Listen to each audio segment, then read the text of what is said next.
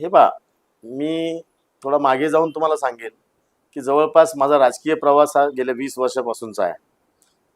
20 वर्षापूर्वी या केशवनगर ग्रामपंचायतचा मी उपसरपंच आणि त्यानंतर काही काळ सरपंच म्हणून काम पाहिलेलं आहे. 2007 ते 12 आणि त्यानंतर 12च्या नंतर साधारण 13 साली मी भारतीय जनता पार्टीमध्ये प्रवेश केला.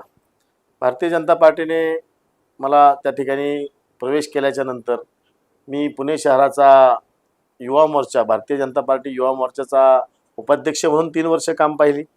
त्यानंतर 2016 ते 19 मी या हडपसर विधानसभा मतदारसंघाचा उपाध्यक्ष म्हणून सक्षमपणे काम पाहिलं.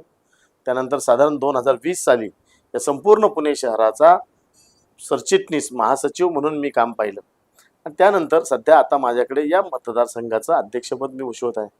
ही सर्व संघटनात्मक कामे संघटनेची कामे या 13 वर्षाच्या काळात करत असताना त्याचप्रमाणे या परिसरातील जनतेचं वेगवेगळ्या माध्यमातून इथल्या सुविधांसंदर्भात, इथल्या समस्यांसंदर्भात मी काम केलेलं आहे.